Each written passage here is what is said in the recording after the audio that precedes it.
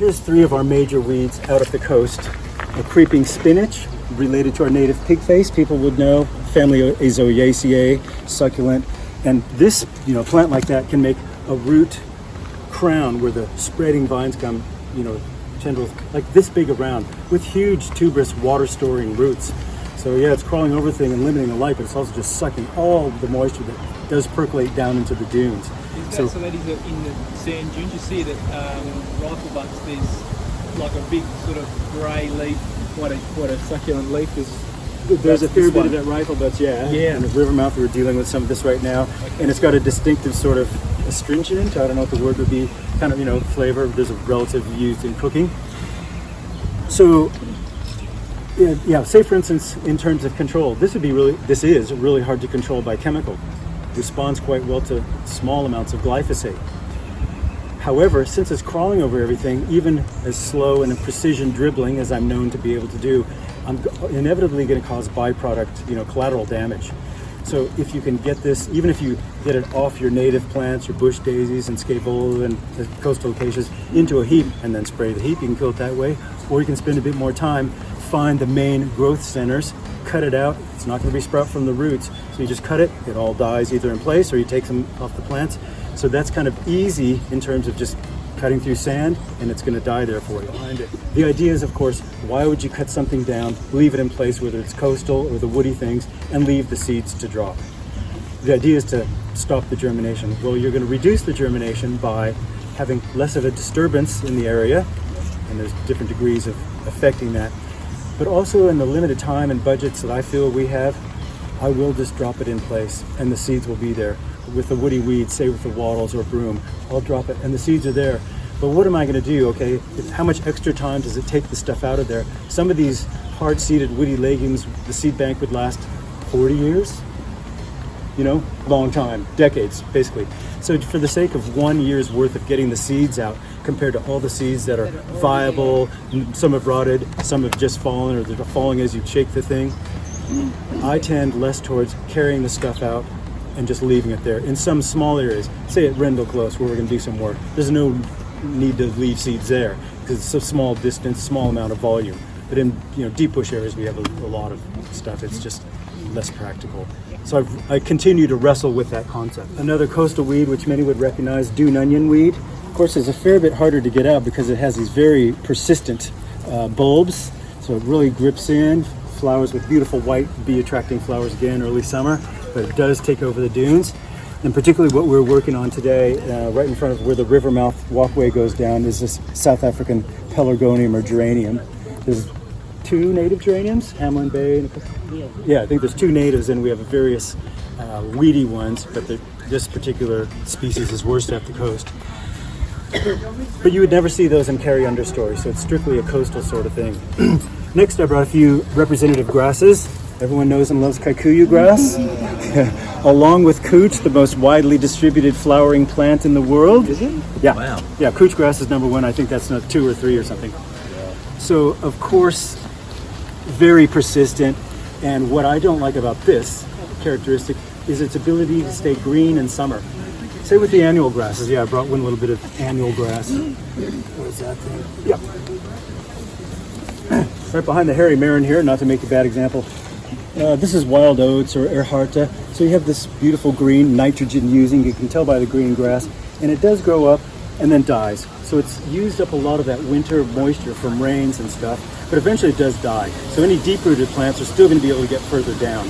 So it does, I'm not a fan of this sort of stuff, but it's not as bad as these sort of perennial grasses, such as Kikiyu or cooch, the smaller, finer variety with its runners or stolons that just stay there and they stay green and they're sucking moisture out of the soil all summer long. That's great for that.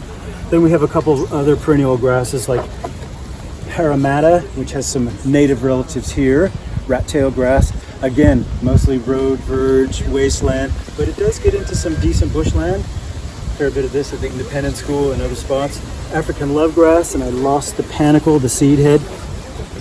And then another very robust, not the one there, Tambuki, another South African perennial.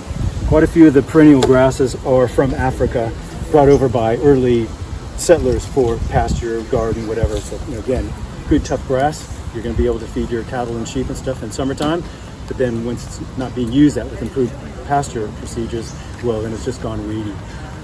But say again with these two, love grass and tambuki, generally wasteland, disturbed, but then they do start to get into undisturbed bush. Say if there's a clearing in the bushland, a tree has fallen or something, and there's seed source nearby, then it'll get into there and spread around.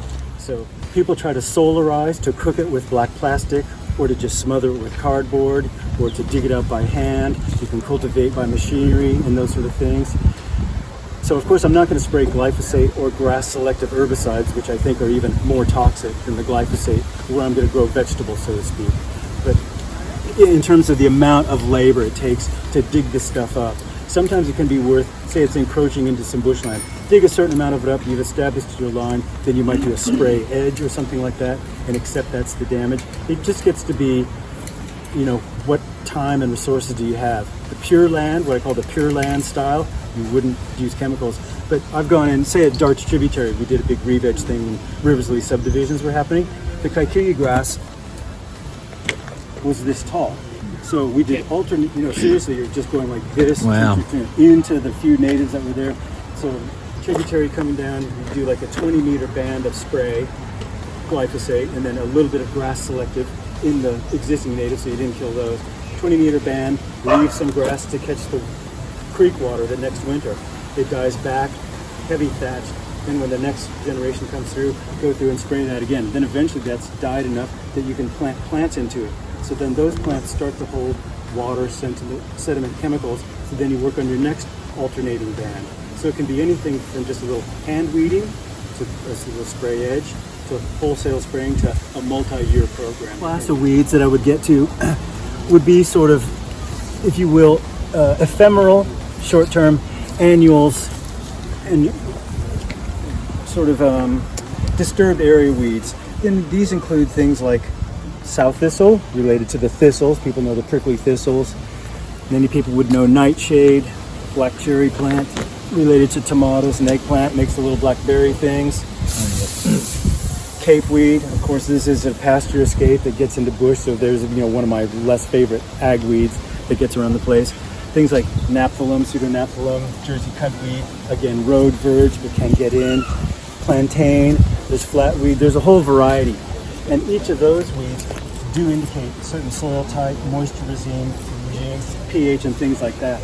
But generally, they're coming about from disturbance. These are like fire break weeds, or when clearing has happened and nothing has happened since.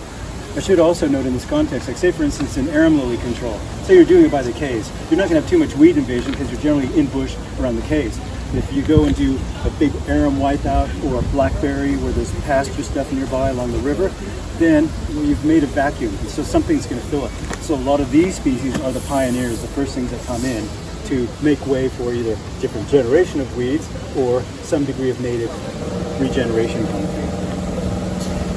There's quite a few bulb and corm type weeds, many of which are from South Africa, I must admit.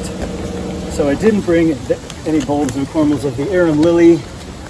Most people would recognize arum lily around here, which definitely, having spread throughout the landscape into different kind of habitats, is, in my humble opinion, by far the greatest threat to biodiversity in our region. If we could get rid of this, thanks to Genevieve's program and Mike Griffiths continuing, we've had a tremendous, I think there's 1,300 landowners on board or something. Yeah, with Genevieve's program, the Arum Lily Blitz. So I do encourage any of you who haven't, contact Nature Conservation about getting help, chemical for free or help, and then to get your neighbors on board, because this is the main thing that if we control this, even if we did nothing else, the two main things are keep the cows out of the creek lines, and the sheep or secondary, get them out of the creek lines, and get rid of arum lilies. And then there's varying degrees of better practice, but that is by far my number one target.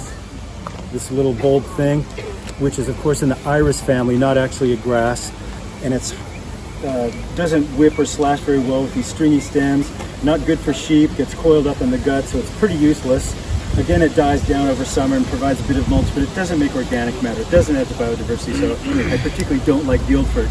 And also in areas where there's lots of kangaroos, the kangaroos dig for the bulbs for food in summer, and so they make for erosion on any sort of slope. You get these big giant bear patches because they need to get something to eat, and here they are.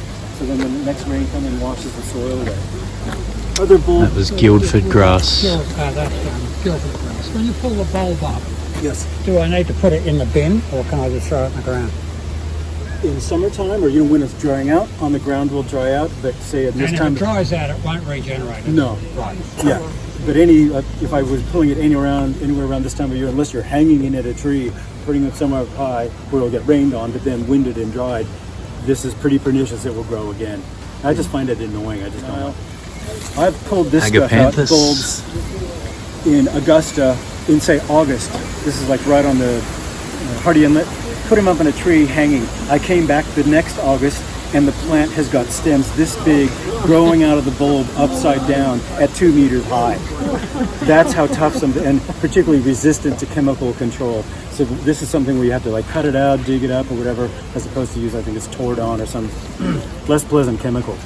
Then there's a whole class of Agapanthus, of other sort of corm bulb weeds. I didn't bring piece of Watsonia. Many people will recognize Watsonia, the broad leaf and generally orange, pink, and white flowers.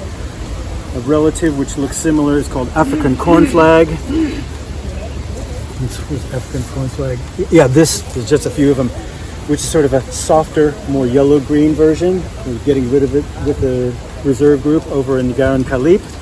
Then, of course, sort of my least favorite, along with Arams, of the wavy gladiolus. Beautiful clusters of undulating white cream flowers later in summer. But the problem with this one is it's not just one single bulb or corm that you can dig up or spray.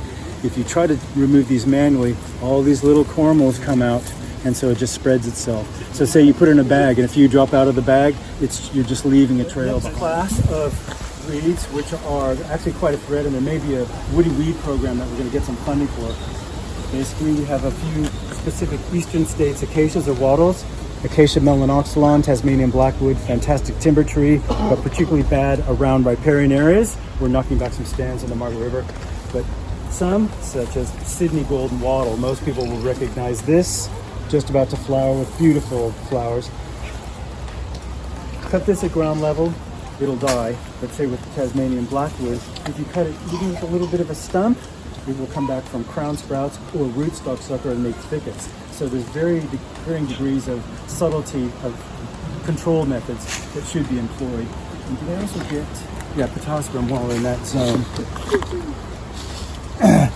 In terms of control, most people recognize Pittosporum. There's one right behind Andrew in the front yard of the cafe. And we've had tremendous success with volunteer groups and paid work in these local reserves. Thank you, Maureen. But again, this is the kind of plant where it's a pretty tough plant. There's various ways of mechanical control, but if you leave just this much of it above the ground, when you cut it, it'll come back. So you can cut it at ground level, put on a little bit of this vigilant herbicide, peel back the cambium to kill it. It won't rootstock sucker, but some of them are, well, that's why they're weeds. They're tough plants. They're going to come back unless they're dealt with effectively.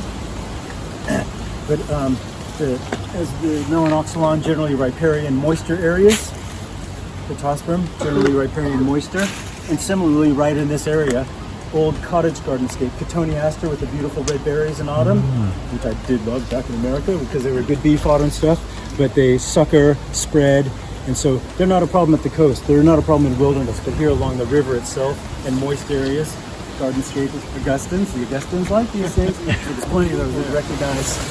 Polygala, another South African shrubby thing with beautiful white and purple butterfly-shaped flowers.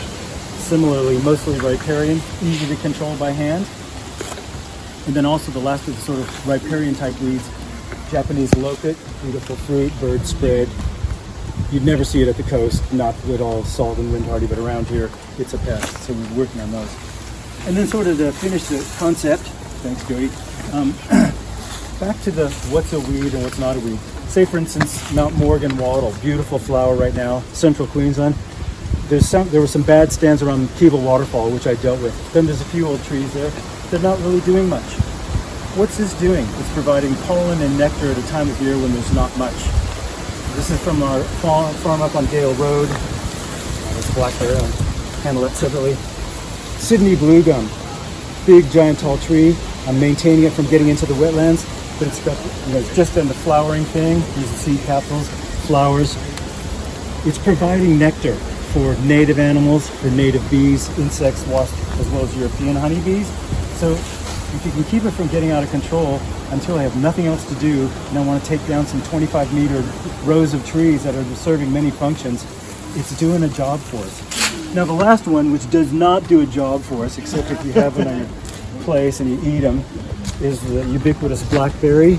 Various hybrids, there's Himalayan, but North American, European, and again, mostly in riparian areas, but it can get up on the scrubby banks. And particularly what I find about it is when a good blackberry thicket is destroyed, then there's almost inevitably succession weeds because it's so dominated. Then you knock it out. Then there's this open ground with ability for weed seeds to fall in. So this is certainly the kind of place where you'd start to get cape weed, plantain, the different grasses, nightshade, and things like that. So it's its own special problem because when you get rid of these big stands of weeds, some other weed will come in unless you're managing them, replanting natives, or encouraging the natives that come back in. There's some of my thoughts about that. It's been years doing it, not talking, but doing it. No, it's good. We have to get off the depression. One thing which I'll repeat, since the COVID thing or whatever, there is just a whole different consciousness. I used to be out on the dunes spraying pit grass, and people running in their light would say, "Oh, you're poisoning the dunes." Now they'll go, "What are you doing?" I'm getting rid of pit grass because ... After the fire, it came in. There's an emerging consciousness in our area of appreciation of what we have and some degree of willingness to understand about it. I'm actually feeling pretty encouraged. I can be a bit doomish, but Oh yeah, these are just a few weeds that we didn't talk about. Asparagus scandens. There's various other asparagus members, but not widespread in the whole landscape, so I didn't get into it. And I should have probably mentioned periwinkle with the beautiful light purple flowers. Doesn't spread by seed. Big mat forms, spreads around. Again, it can be localized control. It's not about killing weeds. It's about bringing about the conditions that enable the bush to come back in its best, most harmful way possible. I feel like I've done a good job, whether it's by mechanical means, hand, various tools, or the chemical thing. If when you disappear, it looks like no one was there, except the weeds are dying or going to die, and it looks essentially the same. So the process that I follow mostly, whether through chemical or by hand, was basically Bringing Back the Bush, a book by the two sisters in Sydney. They used to walk through Royal National Park. They kept noticing more and more weeds, the Bradley sisters, Joan and Eileen, and they developed the Bradley method. And essentially it's do the least amount of harm. So their philosophy was go into where the bush is the very best and you see the one weed individual or the one weed species that's getting away. Do the least amount of disturbance and bring it back to a line where there's whatever mixed weeds, mixed disturbance. So that area is okay.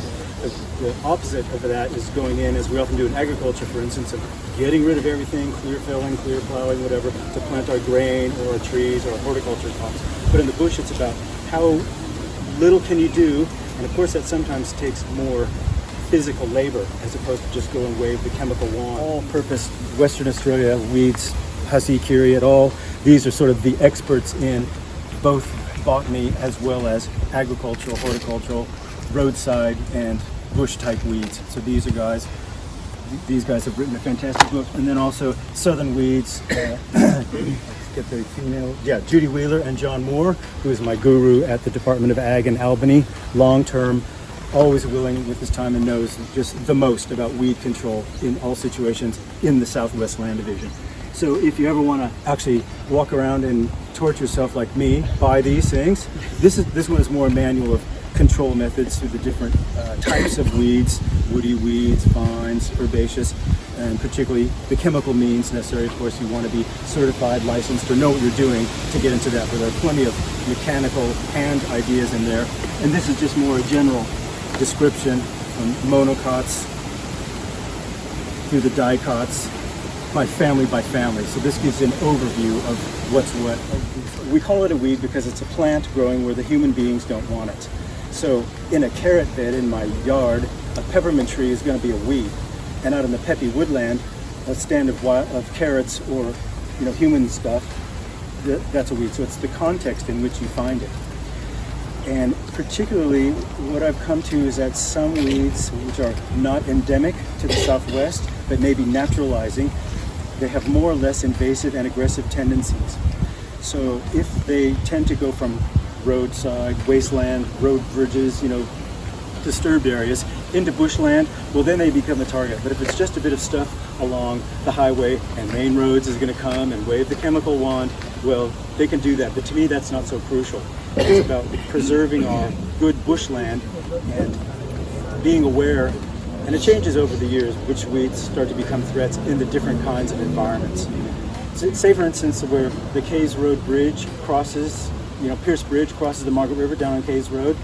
You're looking down to the right on the northeast corner, there's a very large Acacia deobata, Acacia decurrens, one of the giant pinnate eastern states wattles. Beautiful flower bloom. Totally not native, but I do blackberry control. I've done arums down there for years and years. I never see any seedlings of it. So you could technically say, cut the thing down, it doesn't belong here, but it's doing a job. It's helping hold the riverbank. It's on the north side, so it shades that bit of water before it dries out in summertime. If a plant is not actively invading our space or making life difficult in some way, we all have plenty else to do besides just attack that which is not native.